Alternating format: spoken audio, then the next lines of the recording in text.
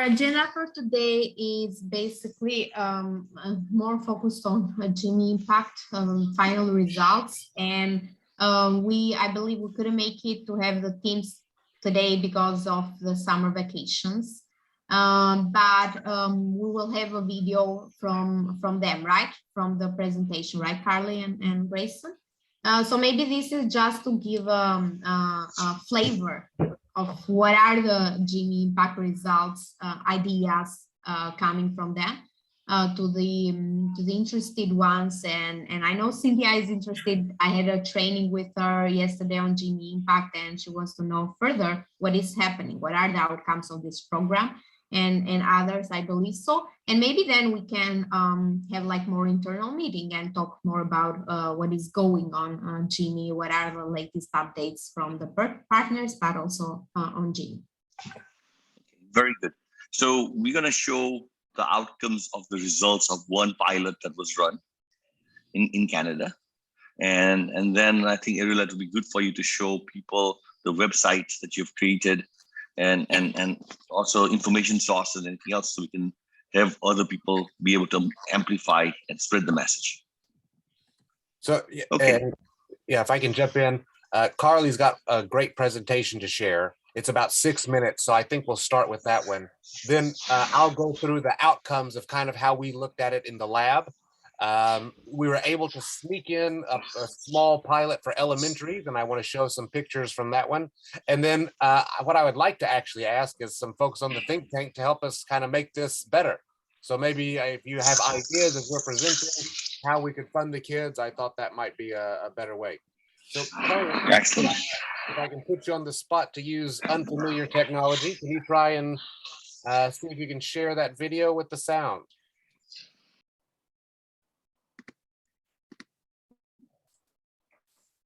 Kitchener-Waterloo is a beautiful place filled with all kinds of cultures, nature, and businesses. From world-renowned universities to the longest continually operating farmers market in Canada, to the scenic Grand River and the countless outdoor festivals, the region truly captures the amenities of a large urban center while still maintaining the ambiance of a smaller rural community. Unfortunately, not all can enjoy the wonders of Waterloo region. With an estimated 1,085 people experiencing some form of homelessness, a 326% increase from the 333 recorded in 2018 before the pandemic. Some might say that the solution for homelessness is homeless shelters. However, according to a cross-sectional study by researchers in Edmonton, 89.3% of the 150 participants had perceived needs for care in one or more general health and social services during the past year. Furthermore, although 73.3% of participants reported receiving some form of service, only 8% of participants reported having their perceived needs fully met. It doesn't help matters that many people with the right intention of aiding those in need often donate items that are not as crucial or overdonate them. They tend to overlook some of the more important needs, such as socks, shoes, pajamas, personal hygiene items, gift cards, transportation passes, and rain gear. Clothes with diverse sizes like extra small and extra large, and pet food are also left unnoticed. Hi, my name is Devansh, and my vision is to go out and be part of the solution, to go out and make the change that I want to see in the world happen. Hi, I'm Carter, and my vision is a sustainable future for future generations. Hi, I'm Aisha, and my vision is to make an impact on my community by changing it for the better. Hey, I'm Jordan, and my vision is to give the less fortunate chances to get back on their feet and just have a better life in general. Hi, I'm Nick, and my vision is to help people who are homeless and make housing affordable again. I'm Sophia, and my vision is to ensure that no one struggles to have the necessities needed to thrive day to day. Hi, I'm Jahida, and my vision is to change the world one step at a time. We're the Pilots of Progress, A group of grade 9 distance learning students. And this is our solution concept. Basic bin necessities. The bins that benefit. When brainstorming possible solution concepts, we conducted interviews with homeless shelters in the area to get a feel for what was really necessary from an insider's perspective. From the insights we received, we decided on basic bin necessities, which merges the well-known idea of donation bins with our new and dynamic approach. We plan on purchasing bins that are color-coded to correspond with the varying needs of people without housing and branded with our logo to spread awareness and recognition of our project. To indicate that a category of needs is more urgent at the moment, we will have a more urgent sticker placed on the corresponding bin. These bins will be purchased at $550 per bin room and feature a secure door with piano hinge for added strength and a reinforced locking system so that the donations would be safely stored inside until we retrieve them. Our planned bins are also made from galvanized steel, waterproof and durable so that they can weather the outdoor conditions. We decided to lock the bins so the public cannot access the donations without a key. The reason we did this was that we wanted all of the unsheltered population in Kitchener-Waterloo to be positively affected by this idea and have the basic necessities they desire. We were worried that if we did an open concept idea where people could just take what they need and leave, people would take advantage of it and take more than they needed. Then, bi-weekly or monthly, volunteers or homeless shelter workers would be able to collect items in each bin and give the supplies to the people that need them. The rest that is not needed at that certain time would be transferred into storage until someone requests a specific item. Our concept is one of the first donation services to allow those in need to vocalize what they actually require, and as a result, it avoids over-donation of less urgent items. We also understand that, in different times of the year and in different locations, needs vary tremendously, and as a result, we designed basic bin necessities to tailor itself for each unique time and place. However,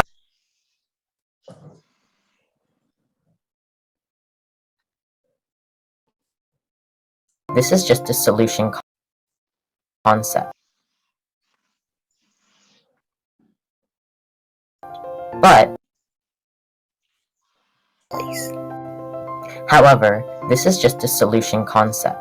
But in the near future, if we get funded, we plan on implementing and bringing our basic bin necessities to life in the Kitchener-Waterloo area first. Deciding where to place the bins is based on permission we may receive from the mayor. We would place these bins in most needed areas if granted permission. We would most likely place these bins by homeless shelters or outside places like malls, grocery stores, and clothes stores for easy access and the most recognition possible. Then, once the bins have been established, we would slowly expand to neighboring municipalities. Another future project we're working on is a mini house. This house will be 50 square feet or 5 feet wide, 10 feet long, and 8 feet tall. This mini house is meant to help people get back on their feet by giving them a better roof over their heads rather than a tent. This house will also provide a sanitary place for them to stay so they can have a happy, healthy day at work the next day. It can also provide inspiration for them. Our overall goal with this project was to create a small, affordable housing unit that can provide warmth, protection, and more. We are still working things out, but we hope to get this up and running sooner rather than later to help the people who truly want it out. We may also reach out and partner with existing organizations that already work to improve life conditions for people without homes, such as a Better Tent City. We can collaborate to maximize our effect and become familiar with existing efforts. However, at the moment, we can only hope that our solution concept to basic bin necessities, as well as our mini house, will be funded and thus able to positively impact the unsheltered population of our community once implemented. We worked really hard to perfect and expand on our solution concept and overcame countless obstacles. Being distance learning students, we faced the automatic hurdle of not being able to meet in person and deciding on a specific area to focus on, especially considering that we live on all corners of Waterloo region, from the outskirts such as Elmira to bustling city centers like Kitchener. Eventually, we agreed to focus mostly on Kitchener, considering that it was a larger city, and implementing our solution there would benefit most individuals. Deciding on a time to work on our project outside of class periods, as well as finding a means to communicate with each other outside of class time, was also difficult. In the end, we had to settle with a flexible work frame where we could each contribute whenever possible and keep in touch through a Google Hangouts chat space. By overcoming challenges such as these, we learned many valuable lessons about innovation and teamwork. And we hope you take in our solution concept, basic bin necessities, the bins that benefit.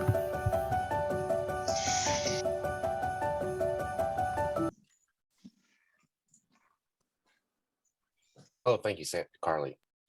So, did you hear it? Yeah, we could hear it. Thank you. It only froze just a couple times, kind of. So I just want to say that project was a group of grade 9 students, if you can believe it. So 14 and 15-year-old students.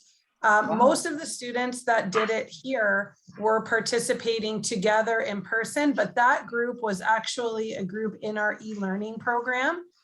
Virtual learning program. So they had to collaborate with each other virtually, and you saw they told you of their challenges at the end. But for grade 9 students to come up with a presentation from start to finish that comprehensive is just absolutely amazing. And these students are very committed to seeing this project through.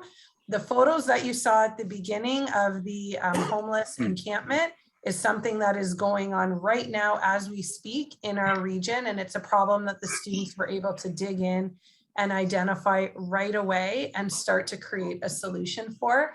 So just my small expression of thanks to the GIMI Impact program and to Smart Waterloo Region, Grayson and his group for helping to bring us a framework to answer these local challenges and to bring this kind of learning and innovation and ingenuity out of these very young, very motivated students. So that's it. Oh, Carly, that was a fantastic presentation, video, very professionally done. I mean, this are kids, right? So in grade school and high school. So that's really amazing the quality of what we saw there. It also probably indicates somewhere that there were teachers who were coaching and mentoring. Can you talk about how much input you guys put inside that? Yeah, so we had, I'm a vice principal in the region. So each of the schools that participated were tied to an administrator such as myself. And then we helped with the staff members, the teachers who signed up to use this GIMI Impact project with their classes. We met once a week with all of the teachers participating. So we had 15 in our school board. We met with the swirl team.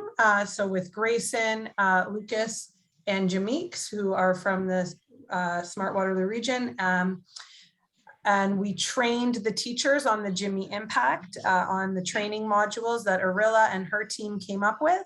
And then we would also meet every Friday with Jimmy and Erila and her group to debrief how things were going in our teachers meeting. So a commitment from the teachers and from the educators to work through this model, this innovation model with the students was absolutely crucial in order to help the students understand the program and really think about their role as social change makers and to empower the students. So it was certainly a whole team effort, right from Jimmy to Swirl, then down into the schools.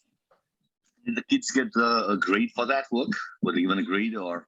Yeah, so that's a part of the project that we're going to start to tackle. So absolutely, the students were assessed on their collaboration, on their teamwork, on their presentations. The teachers used the program to weave it into their curriculum.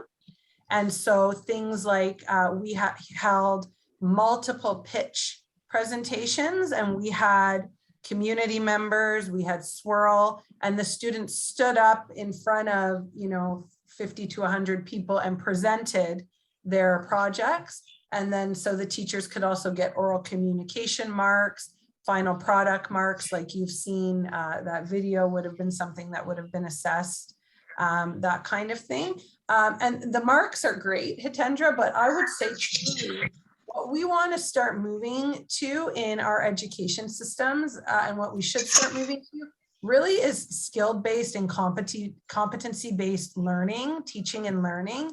And so although it's really wonderful that we're able to give a grade, because we all know that in order to get into post-secondary universities or colleges, you need to have grades on your report card.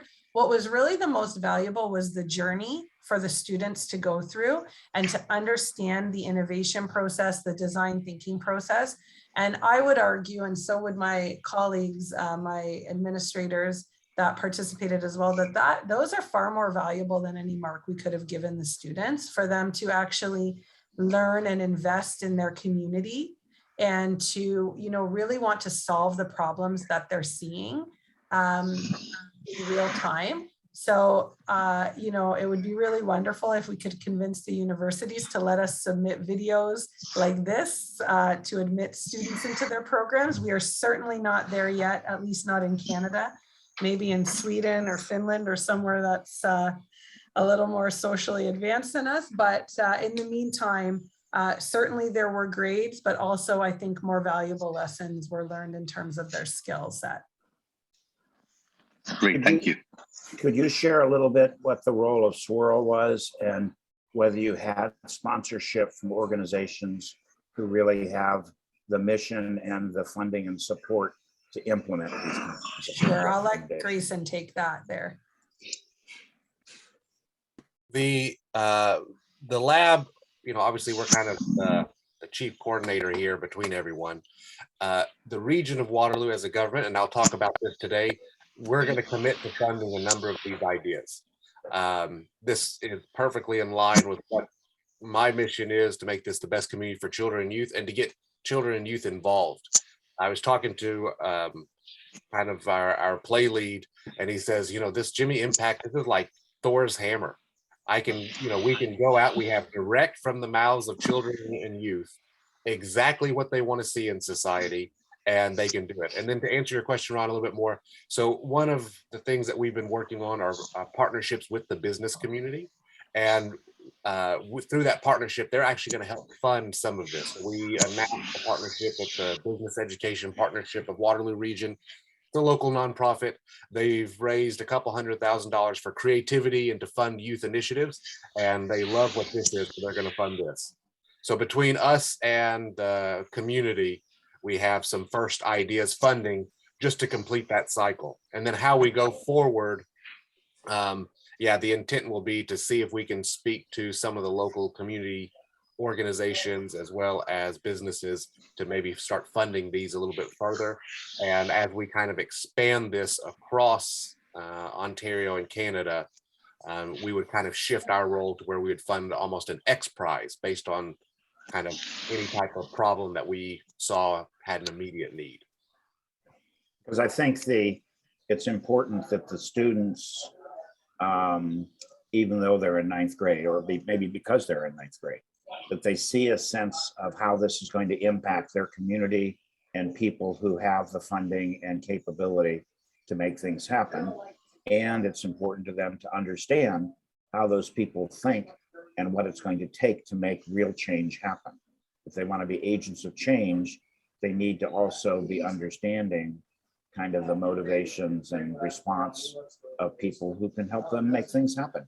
And that'll give them more motivation to stay with us as they grow into their careers. Yeah, I think you're 100% right. And that's one of the reasons why we wanted to make sure that we committed to fund a couple things. I'd like to just kind of go through and show you all just kind of the summary of some of those presentations. If any of you guys want to jump in and, you know, contribute and say, what about this? Then we'd love to hear. But I think we have one question from V. You want to jump in and ask first? Yeah, I got maybe a couple questions. One is just how do they get to this bin as being a solution? And what is it a solution to? What do they believe this is a solution to? Because this is not a solution to homelessness, but what do they believe it's a solution to? I can take that. So the students identified a problem. So in our region here in Waterloo, we have Salvation Army donation bins. So much like you saw on the photo, they are big bins that are out in the community and people put their donations in. But there's actually a problem of access for people who are unhomed in the community to actually access what goes in the bins. A lot of times in the bins, there's junk, stuff that's not used, or stuff that doesn't actually match the season or the needs of the unhomed population or the homeless population in our region. So the students met with the region of Waterloo. They met with a few of our local homeless shelters, and they met with public health in their inquiry work, and they did some empathy work with that, asking, you know, what are the needs. And what they realized was that there needed to be a more targeted approach to organizing clothing or necessities for homeless people in our region. So their idea is to diversify the bins. So the bins would be color coded based on needs. So you would have perhaps a yellow bin for winter coats. Then you would have a bin that would be more for summer clothes, men's, women's, unisex, whatever. And then also for things like toiletries and hygiene products.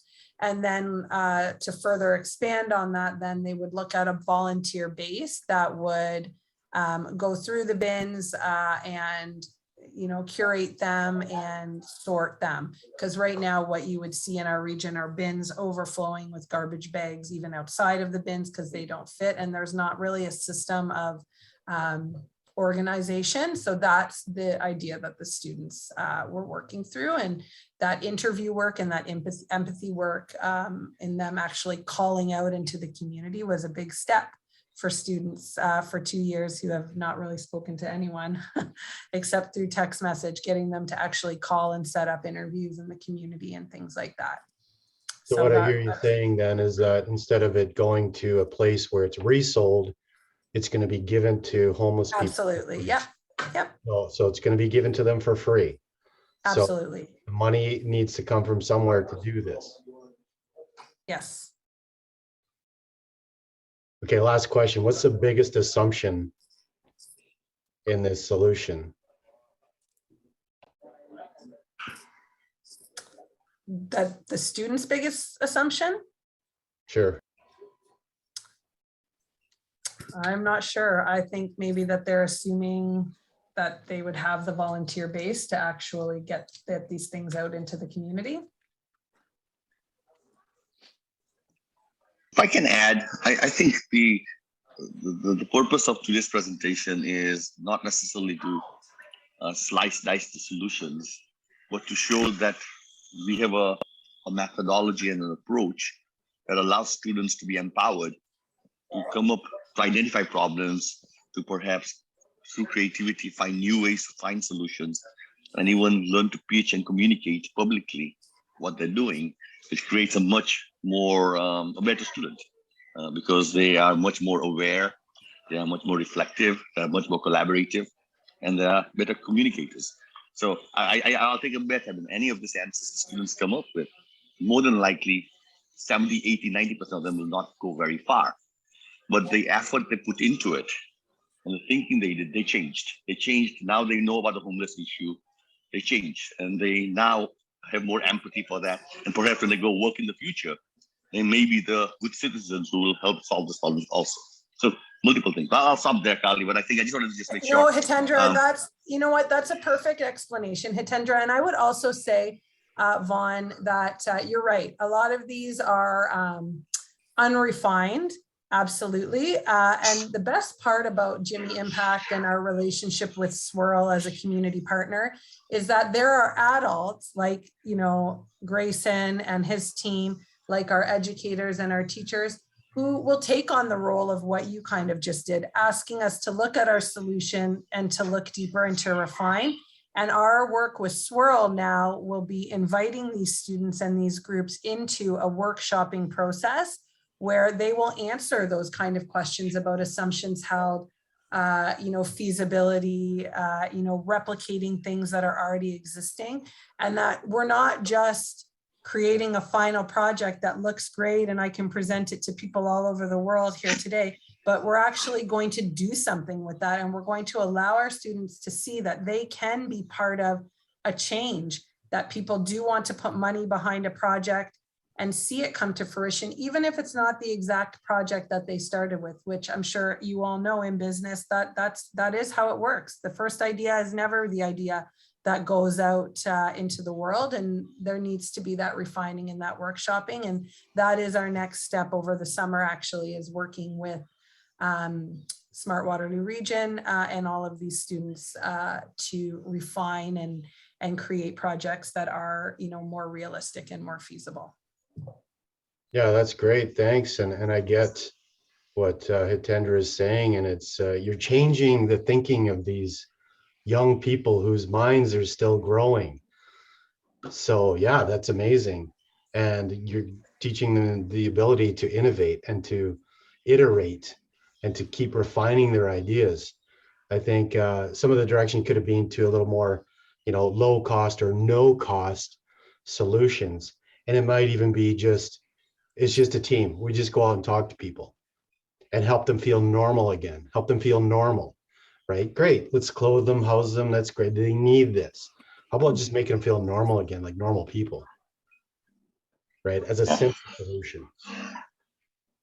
So I think that's just kind of one example. We like that video because I think you can see that the kids did a lot of work. And again, those are, students that are 14 years old, 15 years old. I think just kind of, I wanted to kind of show quickly some of the other solutions that they came up with. Let's see here. This is from a kind of a stealth pilot that we did with some 5th and 6th graders. They came up with some really cool ideas. I like this tree sanctuary idea. They did one around mental health and dealing with stress, which I really like the fact that you should be a cat. I think this is a pretty interesting one. They had this one for like Project Change for Bees. They had this one where about picking up trash and litter. So, I want to be clear that for us, we're looking for social and community problems that have a global reverberation or that is present everywhere, but that the kids or students can change locally. So what ended up happening is that we originally started thinking that we were going to have maybe 2 schools, 30, 40 kids. We ended up with 6 across the region, and a couple hundred that had actually gone through this process. We're trying to get them to take the certification exam now, but of course they've left school, so step by step. If you kind of look at this is what the region of Waterloo looks like. You can see we had a lot of the pilots in this Cambridge area. We had some kind of over here in Wilmot and up here in Woolwich. We're regional government. We sit on top of 7 area municipalities. So for each of these, the original idea was that we wanted to fund one idea kind of to represent each of these regions. And I think that we got to the point where we got even better. So these are the ones that we got really excited about at the lab to say, yeah, we'll fund these.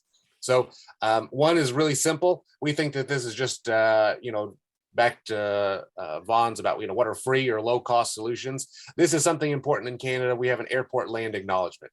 We like this because it's something that is culturally appropriate here. Everyone believes that this is pretty much a good idea. It's relatively easy to do, and it works inside of welcoming people to the region. We had a few groups that are kind of teaming up. One was specifically about period products. They came, and I think they actually showed Carly, said these are the things that we have available to us. Would you use these? Apparently everyone said no. I don't have any expertise to say one way or the other about that, but if they say it doesn't work, that sounds good enough for me. So the idea would be is that we would help kind of fund some of these products, but also marry that with another group who is doing the education piece. What we like about this one is that the individuals who are interested in this one would actually then go to other schools and to kind of the grade 5 to grade 8 classes and actually kind of be that type of educator. So it starts to get and build more connections within schools and community. And for us, we always are looking for youth to be ambassadors to help us change and transform the region. This one was kind of an interesting one. There's something called a binder that you kind of tightly put over it's not like a book binder or binders full of women, as Mitt Romney would say. So once we got past and understood what binders was, this seemed like something that was kind of really interesting and useful, given the fact that the makeup of our school board, with some of the recent survey results, it looks like 1 out of 4 don't have a straight identification of like just a male-female binary. We have this Indigenous Garden. So one of the things that we've looked for and why this was an easy funding choice for us is because we want to do what we call a food forest project that we're running to try and grow 50% of the food that the region consumes within community, backyard, front yard gardens that are all child and youth led. So this was really interesting. It comes with indigenous plants. They want to do some parts of medicine gardens. And of course, what the kids realize is true is that this is a positive mental health exercise. which is something that we're really interested in and trying to promote that, because we do see an extreme, almost doubling of mental health issues. Similar one, outdoor garden classroom. This one was really cool. This kid lives out in the country, realizes that there's an $800 problem every year to check well water quality. His idea is to build something that, and he even has the, razor blade model in mind of dropping little chlorine pellets in there that can actually test more than 2 times a year. And then it can send it to your phone or through kind of like a smart meter. We thought that this was really cool. So, and, because we're regional government and water is one of our mandates, we thought that this was really cool. So kind of to go and circle back with Ron's point, regional government and local government are big enough that they're almost like going to other sponsors. So we can go to the water department and have them sponsor a solution like this. So it doesn't necessarily have something that we have to fund all of ourselves. Another community garden, which, we're happy that kids see this, but we also see this as if we're seeing this show up with, talk about food insecurity, access to healthy local food, and mental health. That seems like that's an emerging trend to pay attention to. This one was kind of an interesting one. It's called Letters Through the Ages, which was basically pen pals for older people. Is that going to change the world, immensely? Probably not. Is it going to make life better in the region for kids to help them, be more compassionate? Is it going to help life for seniors? Yes, it will. So this is a really low cost, it's cost of stamps for something to do. We'd like to see how we can maybe, bump this up, how we could strengthen it. But that's kind of another one that we have. And again, it's dealing with social isolation, and it's a youth-driven solution, which I think is the most important thing here. We have sexual violence education, similar to the period education. We would fund this individual to now go around and speak at other schools. So that also helps kind of increase our profile. This one is called High. It has nothing to do with smoking dope, but it is a way to like help. I could see refugees using it, new folks to come and try and like access, healthcare, get kind of situated in a new community. And they had built out a prototype website, which I thought was kind of cool. Let's see the next one here. These are some of the ones that are maybe, I think we're going to do a bunch of these, but we felt like these we kind of need to refine a little bit more or put together. We're doing a mural project. So some of you guys may have heard my friend Steven Vanderkroot speak. Graffiti predicts the future by about 5 years. So our idea is like, well, we should try and craft the future. So we're actually doing a project of 7 murals. This was one that one of the students, they wanted to do a mural, and then they wanted to do one within a hospital. This was interesting because the kid who proposed this one, his mom is a director at the hospital. So kind of to build more community partnerships, we thought, well, that might be worth investing in.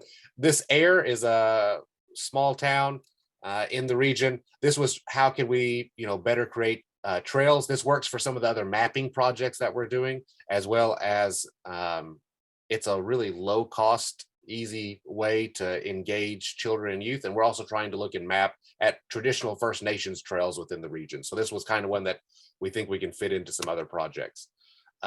This Recreate project, I think this is probably what they can do with all the stuff in the bins that they don't get rid of. And I think this is part of like what the benefit of those bins as well, is that it does keep clothing out of landfill.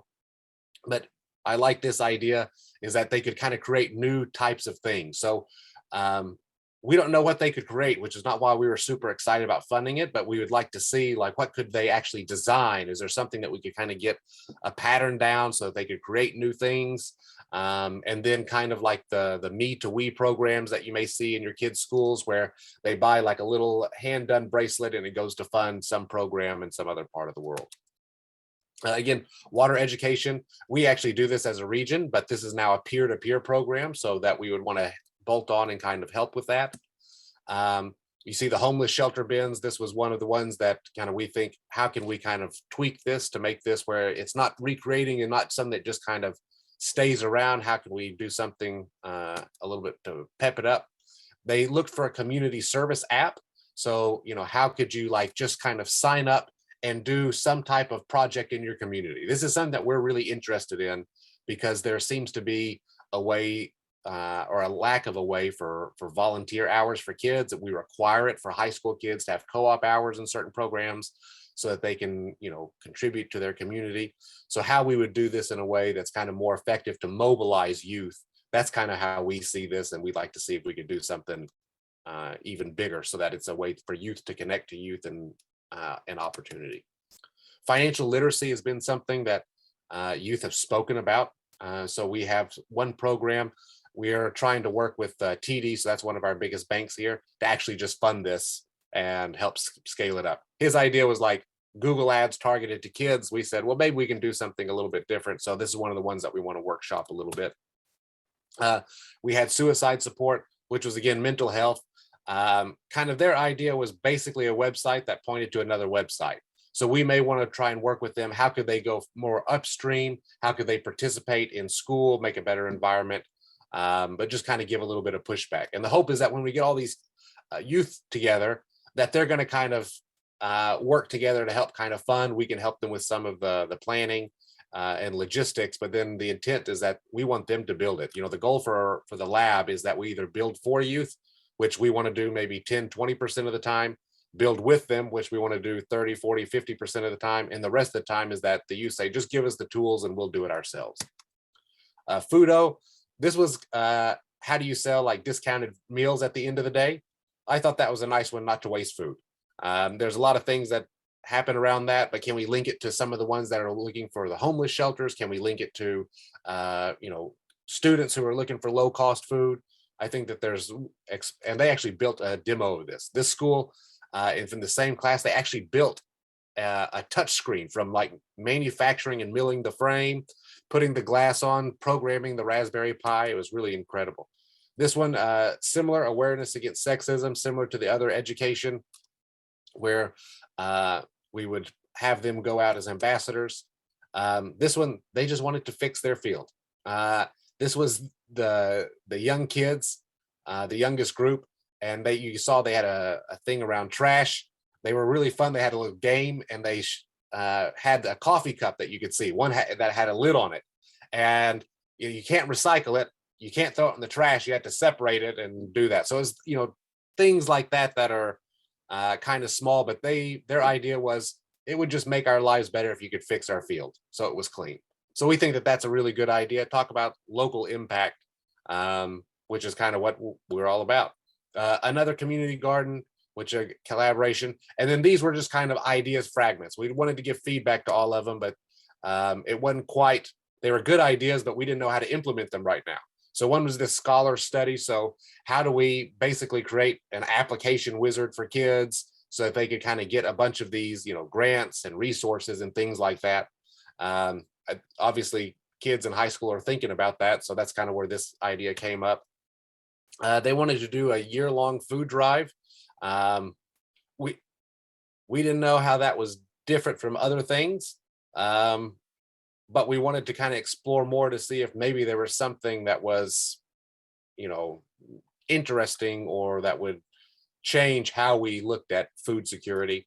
And then this one, these were the fifth graders who said for us to solve unemployment. That one was a little bit out of scope for us, but you know what? There's some good ideas here, and we're actually going to try and work on something like that because I am housed in economic development, so somebody's going to be interested in that. That's kind of all those different presentations that I just kind of wanted to quickly share with everybody. But for us, we started out this year with 2-3 pilots that were kind of funded, and we want to get to where we're doing 50 pilots, most of those child and youth led. This gets us basically halfway there, and we've only just started. I think that just as a general tool for community engagement, for engagement with other organizations, because I had mentioned, we're trying to talk to TD, a big bank, but we've talked to another bank who's going to come in, a local community bank who's interested in that. we've partnered with developers and with some other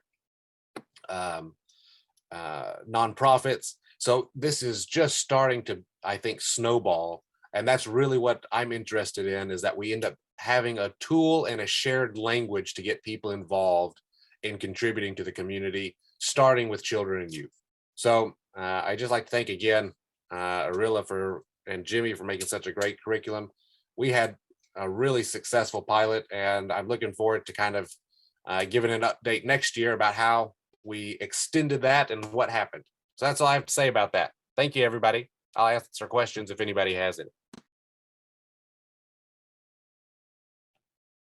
Yeah, I got a question. Would you consider sharing any at all about the process you use to vet the ideas, what you're going to fund or not, or? Yeah. I mean, just real quickly, the group, there was about 4 people that kind of went to the different presentations. We had our play lead, who is kind of my number 2 in the lab, and the some of our co-op students go, and they talked about it. They gave feedback on the spot to the kids, and the way that they were selected were basically, what are some of the initiatives that we're interested in now, and then what are the ones that we think are feasible to kind of guide in. So that was kind of the process. I think Jumana's on if she wanted to speak more about that, but I don't think that's really necessary. Yeah, just like adding on really quickly, we actually had a scale on 4 different questions based off of whether or not we thought this would be a good idea to fund. So first, about the social impact and how many vulnerable stakeholders is the pilot going to be impacting. I think the second is whether or not it would be actionable. Third, I think it was how well thought out the process was. And I think the fourth was also whether or not this would be hyper local, local, or potentially like expandable as well. I think those were the 4 main categories, but we did have like a scale for each project. Yeah, that's awesome, Jumana. Thank you. And I think that, if we look at what kind of an investment profile we have at the lab and within the region, we're not trying to solve global hunger or homelessness. That's kind of out of our mandate. If we've come up with a great hyper-local solution that other people can scale, that would be awesome. But we're really focused on the bounds of the region. Yeah, did you look across other municipalities across Canada or down into the States? For what are they doing? So this was led by children and youth. So if they didn't do that, then they probably haven't. But our job is to support what kids think, but then to say, hey, if you've done this, if there's other existing solutions, then what could they do to crib from, to augment, or to outright adopt?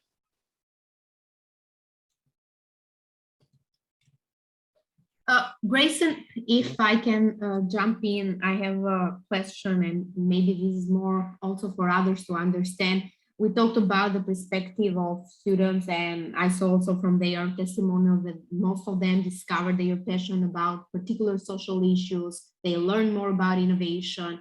They created real projects, and they are right now about maybe to implement those projects thanks to the funding. To the funding from the Smart Waterloo Region Lab. Now in the perspective, seeing the perspective of the teachers and the school boards, from what I have discussed with different people, one of the most difficult and hard things to do is to penetrate in the school system, right? And so they can start embedding a curricula, which is an external one, comes from another institution. So first of all, what is the potential that you see working with the school boards about maybe in the future putting this as a mandatory curricula? This is the first question. And the second one is, can you talk more about and like try to describe more what was your strategy, right? Working with the teachers, but also involving the school boards, the principals in the process, so they can buy in this idea, right? That we really believe in it, so they potentially can transform this and can make this part of their curricula. Right. So I think, I guess Carly could probably speak maybe more of kind of how she engaged with the teachers. It was important for us, we started to engage with the school board as far as like, would this be curriculum? That's a really loaded word. So I would say it is 100% curriculum, but it's not curriculum, because curriculum from a bureaucratic standpoint, at least here in Ontario, it's the Ministry of Education, and then they direct the local school boards, which then direct the schools. And that, as you can imagine, as a bureaucratic process, is years to change anything. So we call this enrichment. So this is something that teachers can just kind of choose to do. So I think what was beneficial is that the teachers, they build innovation capacity as well. And that's why, they can get a certificate. When I hear the teachers talk about the frustration they have or the discomfort of saying, we don't know where this is going to end up at the end, I think, wow, they're really doing it well. This is such a good program because the teachers are naturally leading an innovation process. For the kids, it's not just about we're not looking for billion-dollar ideas. We're looking for ideas to make the community better. And we're looking more to improve outcomes for children and youth and prepare them better for the 21st century. So by that, I think you had said a lot of the kids, they really got engaged. And I think that the clearest proof of how well this works and that there's learning taking place is that we did this at the end of the year with high school students who are graduating and their teachers after being in COVID for several years. And engagement only continued or went up. They didn't pull away from it. They kept doing it. It was something new. And I think that tells you that that's really where there's value in the engagement just in the classroom. If you're only concerned about better classroom outcomes, you'll see that. If you want to kind of build and see how that compassion and innovation push throughout the school, we had someone who was just listening in the library, saw these, and then came up to one of our team members and said, I would like to do this. Here's my idea. Can you come help me? And of course, the answer was yes. Yeah, come get involved with the lab. You don't have to have been in this program to do it. Let's see if we can, work with you. What we can get, I think, as ongoing benefit of youth engagement from this, and then as well as, Carly, she arranged for a lot of the teachers to meet with the director of education and the associate director of education. And universally, they said, we'd want funding for this. We want to put this into the classroom, which I think means they'll start to do that because this is part of all of the things that the school board and their new strategic plan here wants to achieve, both in terms of outcomes for students and teachers. So I can't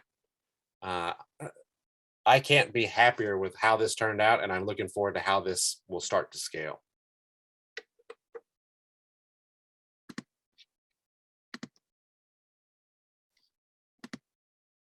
HP, I think you're on mute. HP, you are on mute. Grayson, obviously would like this program to scale everywhere.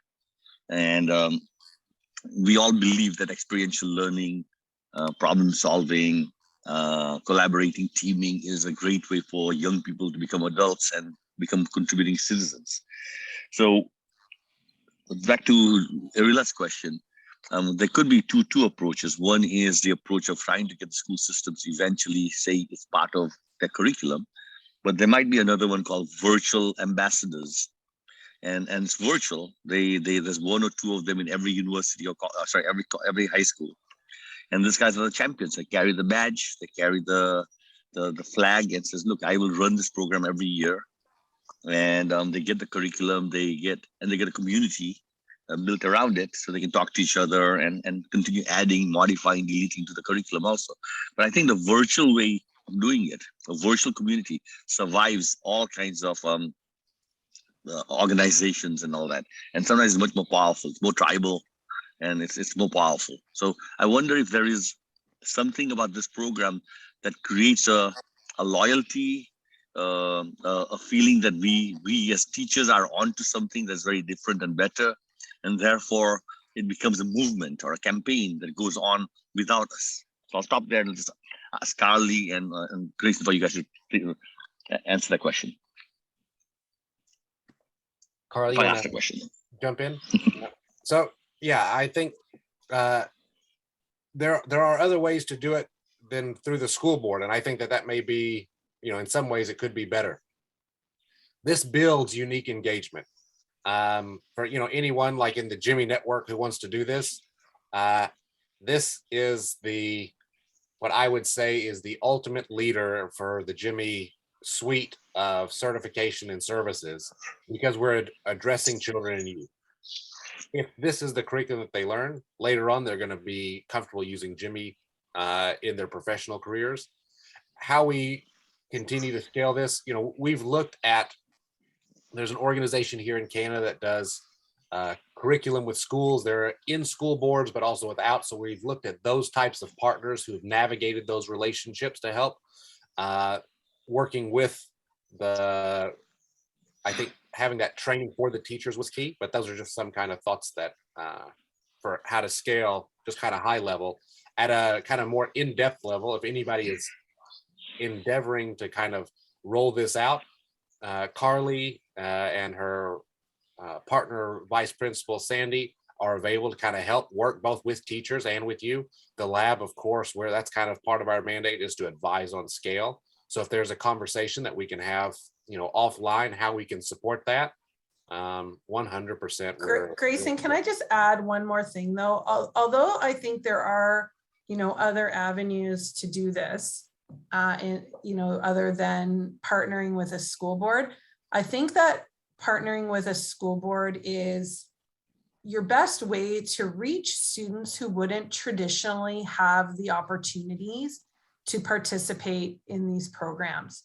So, if you ran this out of a community organization, you would have to have a family that had the means to seek out an innovation certificate and seek out, an enrichment opportunity for their child. And that would be a parent of a child probably, with more means, right? And our marginalized students are students who, are not traditionally in enrichment programs, wouldn't have this opportunity. So by running the GIMI program and partnering with school boards, you're allowing access to innovation and an innovation framework for students who are traditionally pushed to the margins because of race, socioeconomic status, religious affiliation, and any number of those things that we know create barriers for students. And the best part about this project is that some of these projects were done by our grade 12 university level students who are going on, to the University of Waterloo to be, math majors. But some of these projects were done by grade 9 applied level students who never before would have seen themselves as innovators. And you all know that when you look at some of the innovators and the people who are making the biggest changes, they're not always people who came from great means. And so I really hope to see GIMI and any of you out there who are here learning about this program, thinking about ways that you can bring innovation down to those students who wouldn't necessarily have those opportunities, because those kids are often the kids that bring their lived experiences to the solutions and actually have that lived experience to solve these problems. So I did just want to add that on as a plug for you to continue to connect with school boards and to work within them. And I would say Grayson's right, curriculum is a pretty in the box thing, but if you get the right people leading, if you get the right teachers and the right administrators, there are always ways to work everything into the curriculum. And so this could definitely be something, well, I know it's something that fits really well.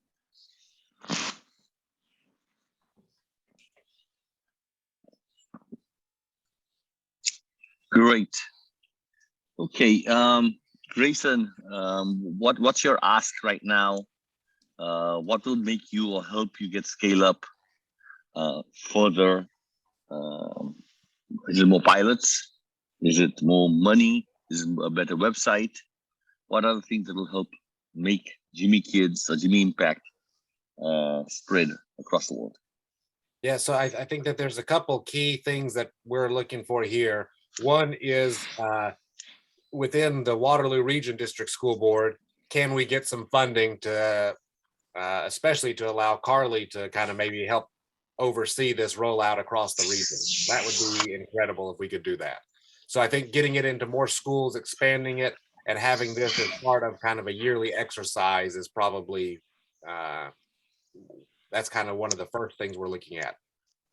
There's another organization who goes across Canada and does kind of STEM or STEAM type trainings with schools. They seem like they could be a really good scale partner. So we're going to see if we can run a pilot with them in Ontario. And just kind of for everybody who's interested in the inside baseball in Canada, what happens in the Waterloo region usually is then adopted by across Ontario, which obviously includes Toronto and Ottawa, and then goes across Canada. So we have a little bit of unfair advantage, we hope, to help scale this. And then the other half is that then it's now up to me and the lab to work within the region for funding some of these, but also to kind of work with the private sector as part of their CSR activities, but also to kind of fund and expand the pilots, because I do think that that's an important piece. It's one thing if they go through the process, we get all the benefit, of increasing compassion, of complex problem solving, creativity, all these things, we get the benefit of that.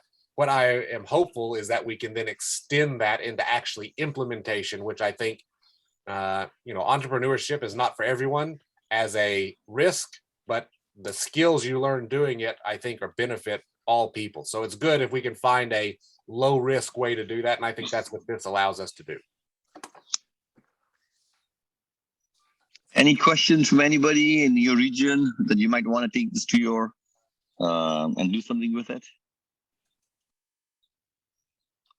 It might be worthwhile just sharing for a few minutes, just the website so people can see this.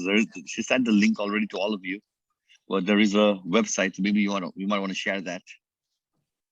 So I just want to comment. I think this is phenomenal. There's not enough of this going on in the world with our students. If you can actually make this a full time, like if my child could go and just do this all day full time, it would be unbelievable. Unbelievable. Grayson, hi, I actually have a question, but I had to come in very, very late because of another meeting. So if I repeat, apologies. One of the things I heard in talking to folks over here in the US was that to really get it into the schools, you really had to map it to the standards. And I caught something that you guys spent a lot of work doing that for Waterloo. How hard is that? Do you need to have sort of the imprimatur of a primary school educator to sort of get these standards over, sort of what's this process? Because, even though you've done it for Canada, we probably would have to do it if we wanted to expand to the US. But we don't have a Grayson. We don't have a Carly yet. Yet. Yeah. The good news is that you don't need that. Carly and I didn't do that work. We actually had one of my summer students. So she's a go-getter, but so last summer, that was her job. And it took her about a month to produce, several, I think she did something, it was something silly. It was like tens of thousands of words that she had gone through and just taken the Ontario curriculum. So I imagine that there's one state by state in the US. So you have there's some national, but it's there's like Common Core that you may want to map it to. But here we just took the Ontario curriculum literally from kindergarten to grade 12 and just made a table and went through GIMI's inbox and said, here's what it is. If anybody's interested, we'll share that.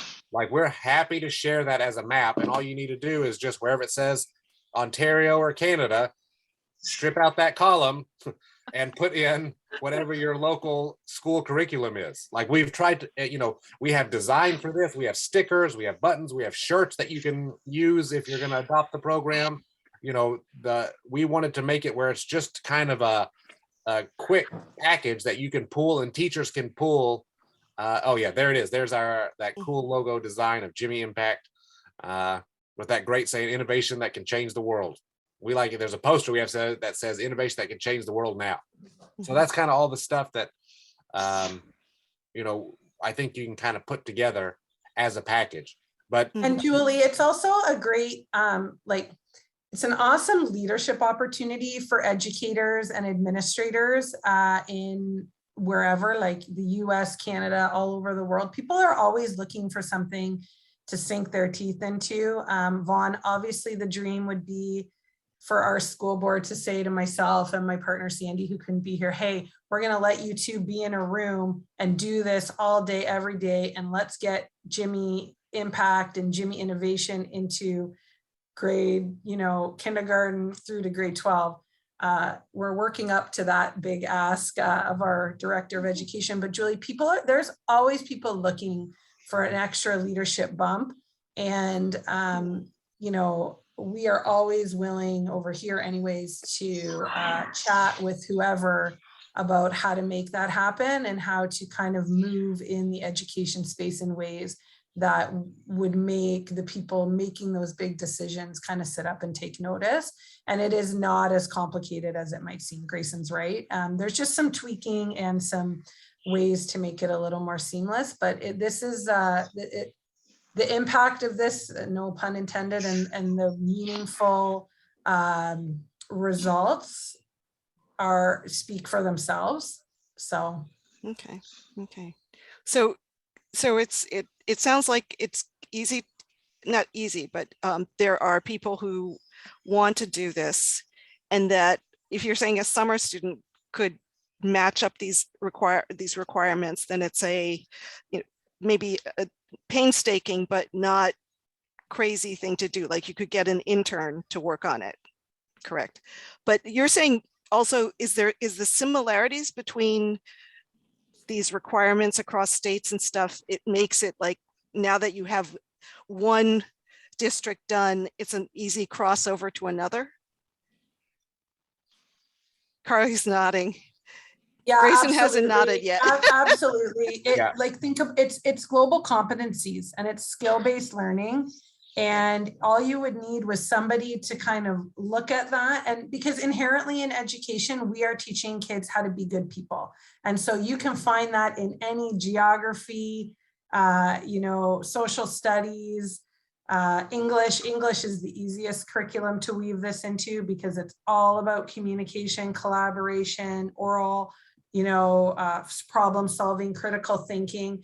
You can essentially layer this over any curriculum and find those connections very, very easily. It would absolutely be a job that a summer student could do, or a teacher with a lot of extra time on their hand off the side of their desk, which is what I do. And so it's a good thing I have a understanding family because this is something I really believe in. And so, I'm sure you will find lots of those people as well who'd be willing to step up and take that on, Julie. Okay, thank you. Okay, Erila, do you want to share the website and then we can maybe bring this meeting to a wrap? Sure. So basically, this is the website we have created. Our team helped in doing this. It's not a professional one. We are going to maybe upgrade it. But let me walk you through this, so maybe it's easy for you. So basically, this is the front page. This is more like what we have done here is we lay down the problem. What is the problem? What is the need, basically? What do we want to achieve through this program? So basically, we need the young people to be global active citizens, social innovators, change leaders to solve these huge social challenges and community challenges. And basically, what is GIMI Impact per se, which is developed to build capacities for high school youth, but also at the same time to certify and train teachers to deliver this curricula. How GIMI Impact is divided in three phases, main phases of building mastery, and there is a double click then in all these three phases here at our methodology. So we explain here our methodology. What is that? Which is basically the pedagogy used and embedded in this program. Learn how to do individual pairs and groups and show and tell basically an artifact.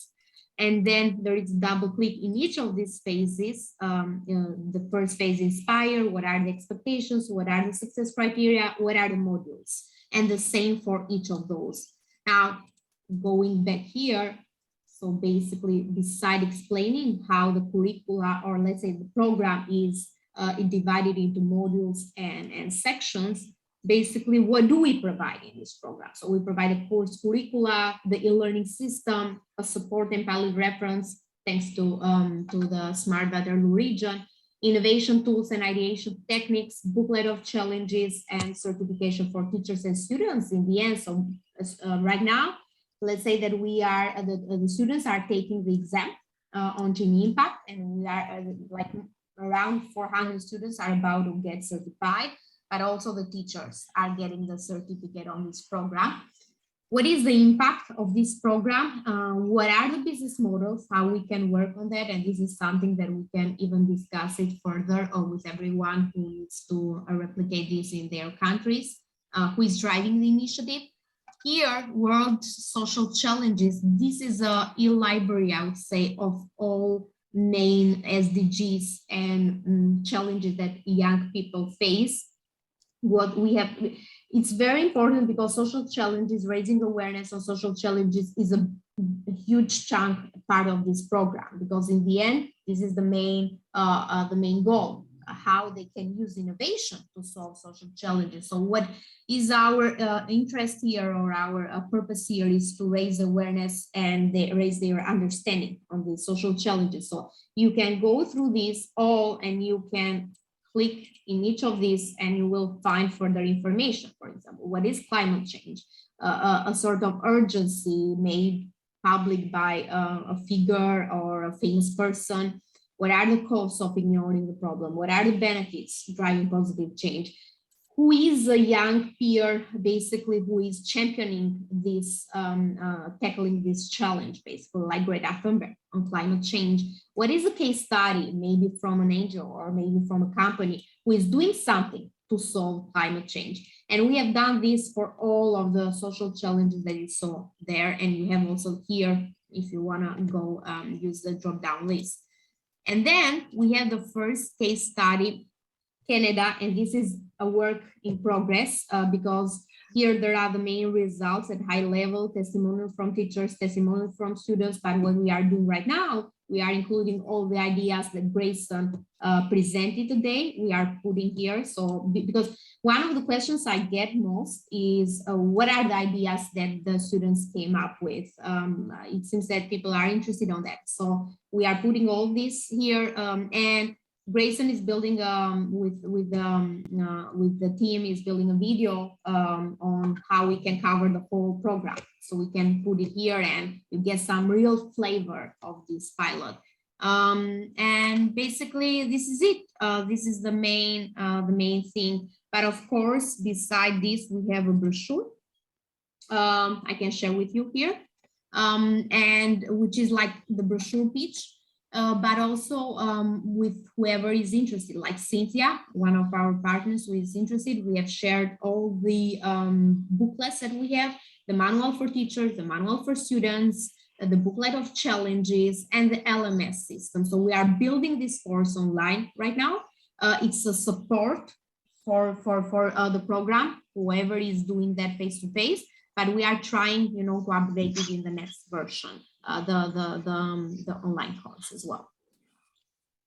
If I can just make sure to wrap this meeting, GIMI Kids, GIMI Impact, there's a website which basically gives you credibility that these are the problems of the world. This is the approach on how to solve the problems. These are some case studies. There's a methodology on how to do it. And there's manuals for everything that you want. And the website will show all that. And so if somebody was to say, you don't have to go talk about it, you can just take the link and share it. The link will be sufficient for people to double click and look around and see what they want to do. And that could be a first conversation with any teacher, any school system, anybody else. And then of course there's brochures and other things to do, but I would advise anybody who's going to try and make this thing happen is to involve Grayson and Carly and Erila with you. Because I think there's a social mission here. The more schools we get, the more countries we get, it'll be easier for the next country or the next school to convert over. So work as a team, collaborate with each other, help each other, and let's try and get another, let's say 20, 30 schools, have a target for this year and go after that target. So congratulations on Grayson, on Carly, Erila for putting this thing together. I think this is it started in January, just so you guys know. And it was basically putting things together, and it was on PowerPoint and different things, but this guy was flying the airplane without the landing gear, building the landing gear and the engine simultaneously. And they used the teachers for input, they used the students for input. And what came out of it was a co-creation of a fantastic work piece, I think. So congrats to everybody, and let's make this thing scale up. Everybody together, we should scale this thing up.